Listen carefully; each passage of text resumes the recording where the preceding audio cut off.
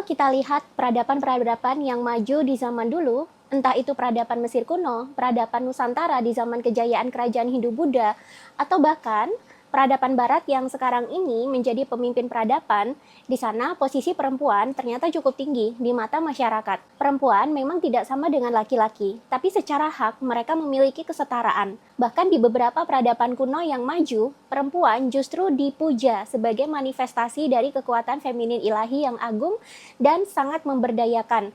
Dalam tradisi Hindu, Tuhan juga dimanifestasikan dalam sosok Dewi dan disembah sebagai perwujudan energi feminin ilahi yang sangat powerful. Peradaban maju di sepanjang zaman, kalau kita tilik karakternya memang lebih feminin. Dan mereka banyak mengakses energi feminin ilahi sebagai kekuatan yang sangat memberdayakan dan membawa keberlimpahan. Terbukti peradaban yang lebih feminin karakternya yang menjunjung tinggi dan memuliakan perempuan sebagai manifestasi feminin ilahi justru lebih makmur dan lebih berkelimpahan. Salah satu hukum alam yang ada di semesta, yang contohnya banyak kita temui dalam hidup sehari-hari adalah hukum polaritas, yang biasanya dimanifestasikan dalam feminin dan maskulin. Keduanya ada di alam semesta dan termanifestasi dalam karakter-karakter kehidupan. Tapi jika kalian ingin berdaya di bumi yang baru nanti, akseslah energi feminin ilahi, karena ini sangat powerful. Bagaimana penjelasan selengkapnya? Sebelum dibahas lebih lanjut, cek dulu informasi penting berikut ini.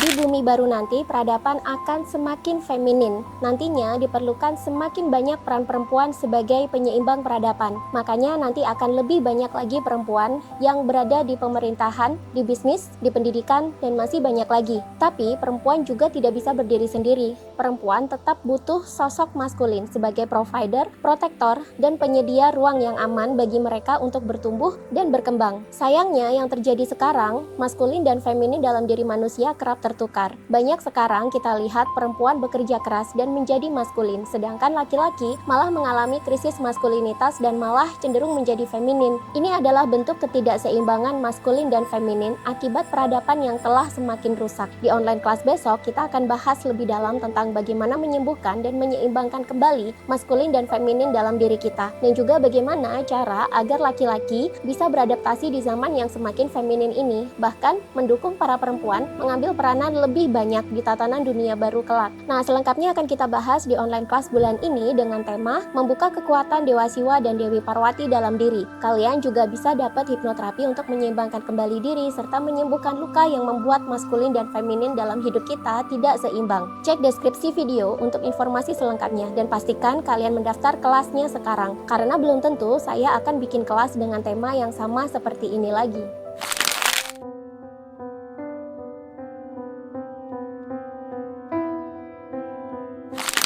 Jika kalian mendalami spiritual, akan ada masanya kalian mulai menyadari bahwa ternyata apapun yang ada di alam semesta ini, sebenarnya semuanya adalah manifestasi dari Tuhan atau wajah Tuhan. Kemanapun kalian memandang, maka kalian akan melihat wajah atau manifestasi Tuhan di mana-mana, sekalipun di hadapan orang yang kalian benci. Justru di tahapan ini, kalian mulai memahami bahwa baik dan buruk itu memang selalu ada dalam kehidupan. Justru karena ada polaritas atau ada dualitas inilah, maka bumi ini, kehidupan ini, bisa terasa hidup.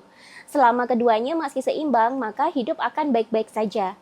Semesta memiliki beberapa hukum dan banyak sekali jenis-jenis energi. Jika kalian terlalu besar membayangkan semesta atau universe yang tanpa batas, kalian bisa memahami semesta dimulai dengan memahami bumi dulu sebagai tempat kita tinggal. Salah satu hukum alam yang berlaku di bumi adalah hukum polaritas, yang biasanya dilambangkan sebagai feminin dan maskulin. Dalam filsafat Siwa Buddha, kita mengenal simbol lingga yoni, yang sebenarnya merupakan lambang dari feminin serta maskulin ini, tapi sering diartikan secara sempit sebagai lambang kenikmatan seksual belaka, padahal artinya lebih dalam daripada itu. Lingga adalah lambang bagi karakter maskulin atau laki-laki, dan yoni adalah lambang bagi karakter feminin atau perempuan. Bagaimana sih karakter maskulin ilahi sebenarnya? Maskulin banyak diasosiasikan dengan sifat-sifat kelelakian karena memang laki-laki adalah figurnya. Tapi sebenarnya karakter maskulin juga ada di alam semesta. Dan ini merupakan karakter yang mendominasi bumi lama atau milenium pertama. Karakter ini sangat cocok untuk bertahan hidup atau survival mode. Karena maskulin berkarakter kuat, tangkas, mandiri, agresif, rasional, melindungi, menyediakan atau provide, berkompetisi, bersaing, dan memimpin. Tapi karakter maskulin juga punya kelemahan. Maskulin identik dengan ego yang tinggi. Karenanya laki-laki identik dengan makhluk ego. Maskulin juga bersifat monotasking dan cara berpikirnya parsial. Sehingga karakter yang dihasilkan cenderung fokus pada satu titik atau satu tujuan. Itulah kenapa laki-laki sering tidak bisa peka, karena mereka memiliki sisi maskulin yang besar yang membuat mereka fokus. Di bumi lama, karakter maskulin memang mendominasi peradaban, karena bumi lama adalah serba mempertahankan kehidupan. Bumi belum seramah dan setenang sekarang, sehingga dibutuhkan figur maskulin atau laki-laki untuk bertarung dan berjuang melindungi serta menyediakan kehidupan bagi keluarga. Bagaimana dengan karakter feminin ilahi? Kalau feminin banyak diasosiasikan dengan karakter-karakter keperempuanan. Wanita adalah figur feminin yang memang sudah sejak lahir membawa energi feminin yang besar. Di milenium kedua atau di bumi baru, bumi sudah menjadi lebih tenang dan lebih spiritual. Sehingga karakter feminin sekarang lebih dibutuhkan agar manusia bisa hidup dan berkembang di sana. Jika maskulin adalah tentang mempertahankan kehidupan, maka feminin adalah tentang menerima dan menciptakan atau berkreasi. Di sini, bumi sudah berkembang menjadi planet yang menyediakan apapun yang manusia butuhkan, termasuk teknologi. Teknologi semakin berkembang canggih dan semakin membantu pekerjaan manusia menjadi lebih mudah, sehingga manusia selanjutnya tinggal menciptakan hal-hal yang baru. Bumi telah menjadi keberlimpahan. Karena itu, di bumi baru nanti dibutuhkan lebih banyak karakter feminin yang berfungsi untuk merawat bumi ke arah bumi surgawi. Karakter feminin identik dengan merawat, bekerja sama, kreatif, intuitif, luwes, dinamis, tenang, rileks, penuh warna, harmoni, empati, kebijaksanaan, berpikir holistik, multitasking, emosional, dan belas kasih. Ini semua adalah modal untuk menciptakan bumi menjadi bumi surgawi yang indah, nyaman, dan harmoni untuk semuanya. Feminin dan maskulin adalah karakter semesta atau karakter alam. Kita hidup dalam naungan energi feminin dan maskulin yang sama-sama besar. Jika kesadaran manusia sudah mulai tinggi, tentu ia bisa merasakan bagaimana besar dan dahsyatnya kedua energi ini di semesta. Ketika manusia merasa aman dan terlindungi oleh semesta, maka ia sebenarnya sudah terkoneksi dengan energi maskulin alam semesta. Ketika manusia merasa dicintai, dikasihi, dan diapresiasi oleh semesta, maka sebenarnya ia terkoneksi dengan energi feminin semesta. Manusia adalah figur yang merepresentasikan dua polaritas ini. Pria memang didesain agar lebih maskulin. Energi ini datang dari otak kiri mereka yang dominan dan juga hormon testosteron laki-laki yang tinggi. Sedangkan perempuan didesain agar lebih feminin. Dan energi ini berasal dari otak kanan mereka yang lebih dominan dan juga beberapa hormon kewanitaan seperti estrogen dan progesteron. Walaupun laki-laki lebih maskulin dan perempuan itu lebih feminin, bukan berarti keduanya ini ada untuk ditentukan gender mana yang lebih baik. Keduanya ada untuk hidup berdampingan. Jika perempuan berada di samping laki-laki, maka mereka bisa hidup berdampingan dan saling mengimplementasikan energi feminin dan maskulin masing-masing untuk kehidupan. Dalam skala yang lebih besar, semesta akan menjadi lebih harmoni karena feminin dan maskulin yang ada di alam semesta seimbang. Harmoni semesta hanya akan terjadi ketika kedua polar berjalan secara seimbang, sesuai dengan porsinya masing-masing. Manusia adalah makhluk di bumi yang paling tinggi kesadarannya yang bisa menerapkan hukum feminin dan maskulin di alam dan di kehidupan. Harmoni alam akan tercapai kalau keduanya bisa menjalankan perannya masing-masing sesuai dengan kodratnya, bukan malah menyalahi kodrat.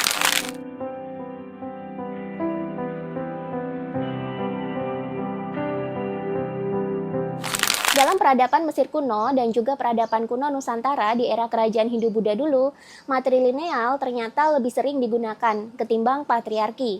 Kalau kita amati sejarah, justru peradaban-peradaban yang agung dan besar lebih menyanjung perempuan atau feminin ketimbang laki-laki. Tapi peradaban yang berkembang di area yang tandus, gersang, banyak bencana alam dan peperangan justru lebih mengunggulkan patriarki. Ini wajar sih, karena patriarki memang paling cocok untuk tipe peradaban yang sifatnya survival mode atau mode bertahan hidup.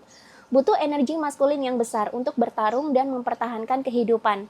Sedangkan untuk peradaban yang mulai maju, mereka sudah bergerak ke arah creation mode atau mode penciptaan. Di sini peradaban sudah berkelimpahan. Manusia tinggal menerima dan merawat, maka energi pun bergeser ke arah feminin dan kebudayaannya menjadi matrilineal. Matrilineal itu artinya sistem kebudayaan dan kekerabatan yang lebih mengunggulkan ke garis ibu atau lebih ke feminin. Bukan berarti perempuan lalu memimpin laki-laki, tapi perempuan di peradaban-peradaban agung adalah simbol dari feminin ilahi, yang juga melambangkan sisi kebijaksanaan, kreativitas, dan energi feminin ilahi yang sangat-sangat powerful. Energi feminin sangat berkaitan dengan keberlimpahan, karena energi feminin mampu menarik keberlimpahan alam semesta ke dalam diri. Jika kalian tidak percaya bahwa energi feminin itu mampu menarik keberlimpahan dengan mudah, bagi kalian yang sudah berpasangan, boleh praktekkan percobaan seperti ini.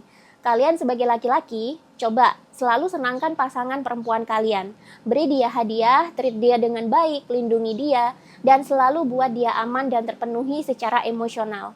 Ketika pasangan perempuan kalian merasa berharga dan merasa bahagia, ia akan tenang dan menjadi sangat feminin. Nah, semakin dia feminin dan bahagia, entah kenapa rezeki laki-laki selalu berdatangan, bahkan bertambah-tambah. Karena energi feminin memang sepowerful itu, dan tarikannya ini bisa menular ke orang lain selama energi ini digunakan sesuai dengan kodratnya. Nah, di peradaban-peradaban kuno yang agung seperti di Mesir kuno atau yang lain, meskipun pemimpinnya ini tetaplah laki-laki yang bergelar raja atau Fir'aun, tapi tetap mereka memiliki sisi feminin ilahi yang kuat di dalam diri. Peradaban Mesir kuno adalah peradaban yang sangat spiritual. Pemimpinnya paham laki-laki yang mampu menaklukkan ego akan bertumbuh ke arah spiritual, welas asih, kebijaksanaan, dan keberlimpahan. Ini justru membuat laki-laki menjadi semakin berdaya dan berkarisma, dan ini membuat mereka semakin berdaya sebagai laki-laki. Makin banyak keberlimpahan yang mereka dapatkan, makin banyak yang mereka bisa lakukan dan mereka berikan kepada negara atau masyarakat. Di zaman Mesir kuno, simbol tingginya spiritual laki-laki juga adalah ibu. Fir'aun mengenakan tudung kepala yang menjulur sampai bahu, yang merupakan simbol rambut perempuan. Laki-laki yang sudah mumpuni secara spiritual, sudah bisa memimpin dengan bijaksana dan welas asih, dianggap sudah tinggi derajatnya seperti seorang ibu yang feminin. Perempuan di sana diagungkan sebagai simbol tingginya energi feminin ilahi dalam kehidupan. Karenanya, simbol kebijaksanaan, keberlimpahan, dan belas kasih tertinggi itu ada pada sosok perempuan, seperti ibu atau dewi. Dalam filsafat Hindu-Buddha pun, atau dalam peradaban-peradaban timur lainnya yang besar, Tuhan pun dimanifestasikan dalam sosok feminin serta maskulin, bukan hanya maskulin saja. Dewa mempresentasikan sisi maskulin Tuhan, Dewi mempresentasikan sisi feminin Tuhan. Bahkan sisi feminin ini saking powerfulnya sampai disebut Shakti, alias energi yang menghidupkan dan memberdayakan.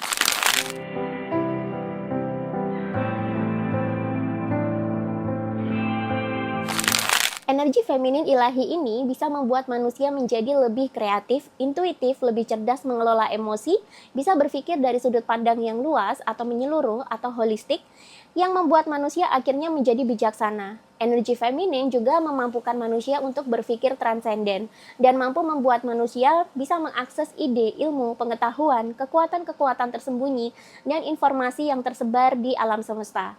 Intuisi manusia membuat manusia bisa terhubung dengan dunia bawah sadar yang metafisik dan spiritual. Intuisi juga membuat manusia terhubung dengan entitas-entitas lain yang tidak terjangkau oleh pikiran rasional. Intuisi dan pemikiran transenden ini membuat manusia bisa terhubung dengan malaikat, dewa, atau para leluhur. Dan ini membuat manusia sangat berdaya dalam kehidupan. Energi feminin ilahi juga bersifat tenang. Ketenangan adalah kekuatan yang sesungguhnya. Dalam hipnoterapi, manusia yang cenderung tenang dan mampu mengakses pikiran bawah sadarnya, maka ia mampu mengaktifkan kekuatan-kekuatan supernya yang tersembunyi.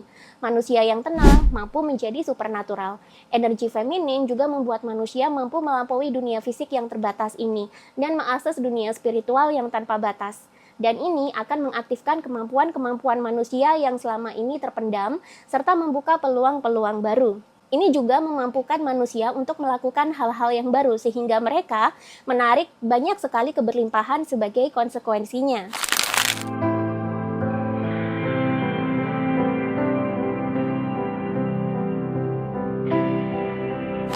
Sebenarnya, feminin dan maskulin itu ada di dalam diri kita masing-masing. Inilah yang membuat karakter kita dinamis. Kita punya sisi keras dan ambisi, yakni faktor maskulin, dan kita juga punya sisi lembut dan empati, dan ini adalah faktor feminin. Dalam spiritual pun, manusia juga punya feminin dan maskulin. Dalam filosofi Hindu, ada yang namanya Atman dan Kundalini. Kita sejak lahir sudah punya keduanya. Atman adalah ruh manusia, dan ini merupakan sisi maskulin kita. Ketika kita lahir, Atman berada dalam kondisi tidak sadar dan tidak tahu jati dirinya siapa. Ia juga tidak tahu tujuan hidupnya di dunia ini untuk apa. Ketika manusia bertumbuh, ia mulai belajar dari kehidupan. Apalagi jika ia mengalami kebangkitan spiritual, maka Kundalini akan naik dan terus bergerak ke atas untuk menyadarkan dan mencerahkan Atman. Kundalini adalah energi spiritual, yang jika ini naik ke atas, maka bisa membuat manusia tersadarkan secara spiritual. Kundalini adalah sisi feminin manusia yang identik dengan spiritual, kesadaran, dan pencerahan. Dan ini adalah energi yang sangat powerful. Ini adalah energi feminin ilahi di dalam diri. Saat kebangkitan spiritual, maka Kundalini akan naik dan membersihkan semua cakra. Dan ini berkontribusi pada penyadaran manusia atau Atman. Ketika Kundalini sudah sampai di cakra mahkota, maka ia akan bertemu dengan Atman. Dan terjadilah yang namanya pencerahan atau enlightenment. Inilah puncak dari spiritual. Atman dan Kundalini dalam tradisi Hindu juga dimanifestasikan dalam sosok Dewa Siwa dan Dewi Parwati. Dewa Siwa ini adalah Atman atau ruh manusia, yakni sisi maskulin kita. Ketika Atman bertemu dengan Kundalini, maka terjadilah proses pencerahan yang dahsyatnya sama seperti proses senggama manusia, yakni antara laki-laki dan perempuan. Dalam tradisi Hindu, Kundalini dilambangkan dengan Dewi Parwati sebagai sisi feminin ilahi. Dan ini adalah Shakti atau kekuatan terbesar bagi para dewa, termasuk kekuatan terbesar bagi Atman atau manusia. Shakti atau energi feminin ilahi inilah yang membuat Dewa Siwa atau Atman menjadi dinamis, hidup, dan sadar. Tanpa energi feminin ilahi, maka kehidupan tidak akan memiliki warna. Hidup tidak akan kreatif dan berdaya. Dan karena energi feminin ilahi ini sangat powerful, manusia jadi punya daya linui yang sangat besar untuk mencipta dan memberi kepada sekitar. Di tahap ini, manusia sudah tidak lagi berada dalam mode bertahan hidup atau survival mode, melainkan ia sudah berada dalam mode penciptaan atau creation mode. Apa yang ia pikirkan mudah menjadi kenyataan. Manifestasinya banyak yang berhasil, dan apapun yang ia kerjakan semuanya serba menarik keberlimpahan ke dalam diri. Di sini sudah tidak ada lagi yang namanya berjuang untuk mendapatkan sesuatu. Tapi yang ada adalah menerima dan mencipta. Yang diterima ini adalah berkah. Yang diciptakan adalah realita yang indah dan selaras dengan alam. Selain digambarkan sebagai sosok Dewa Siwa dan Dewi Parwati, feminin dan maskulin juga dilambangkan dalam arca lingga yoni. Keduanya adalah simbol dari perempuan dan laki-laki. Lingga adalah simbol dari laki-laki atau maskulin, dan yoni adalah simbol dari perempuan atau feminin. Keduanya ada bersamaan, bukan terpisah-pisah. Justru malah menyatu. Ini adalah tanda bahwa feminin dan maskulin harusnya berjalan bersama-sama, bukan sendiri-sendiri atau terlalu mengunggulkan salah satu gender saja. Kenapa harus berjalan bersamaan? Supaya keharmonisan hidup bisa tercipta. Ketika manusia mengaktifkan sisi feminin ilahi dalam dirinya, maka ia bisa masuk dalam mode penciptaan atau creation mode dan mulai menciptakan realita untuk dirinya sendiri. Ia menjadi tuan atas dirinya dan co-creator sebagai representasi ilahi yang maha mencipta. Ketika manusia menjadi co-creator atau sudah masuk ke dalam mode penciptaan, maka ia lebih mudah mendapatkan keberlimpahan dalam hidup ini. Sehingga dalam keseharian manusia tidak hanya makmur saja, tapi ia juga akan merasa dirinya dilindungi, dijamin, diapresiasi, dan dikasihi oleh alam semesta. Nah, inilah yang dinamakan dengan keberlimpahan. Di bumi baru nanti, peradaban akan semakin feminin. Nantinya diperlukan semakin banyak peran perempuan sebagai penyeimbang peradaban. Makanya nanti akan lebih banyak lagi perempuan yang berada di pemerintahan, di bisnis, di pendidikan, dan masih banyak lagi. Tapi perempuan juga tidak bisa berdiri sendiri. Perempuan tetap butuh sosok maskulin sebagai provider, protektor, dan penyedia ruang yang aman bagi mereka untuk bertumbuh dan berkembang. Sayangnya yang terjadi sekarang, maskulin dan feminin dalam diri manusia kerap tertukar. Banyak sekarang kita lihat perempuan bekerja keras dan menjadi maskulin, sedangkan laki-laki malah mengalami krisis maskulinitas dan malah cenderung menjadi feminin. Ini adalah bentuk ketidakseimbangan maskulin dan feminin akibat peradaban yang telah semakin rusak. Di online kelas besok, kita akan bahas lebih dalam tentang bagaimana menyembuhkan dan menyeimbangkan kembali maskulin dan feminin dalam diri kita, dan juga bagaimana cara agar laki-laki bisa beradaptasi di zaman yang semakin feminin ini, bahkan mendukung para perempuan mengambil peran tekanan lebih banyak di tatanan dunia baru kelak. Nah, selengkapnya akan kita bahas di online kelas bulan ini dengan tema membuka kekuatan Dewa Siwa dan Dewi Parwati dalam diri. Kalian juga bisa dapat hipnoterapi untuk menyeimbangkan kembali diri serta menyembuhkan luka yang membuat maskulin dan feminin dalam hidup kita tidak seimbang. Cek deskripsi video untuk informasi selengkapnya dan pastikan kalian mendaftar kelasnya sekarang, karena belum tentu saya akan bikin kelas dengan tema yang sama seperti ini lagi.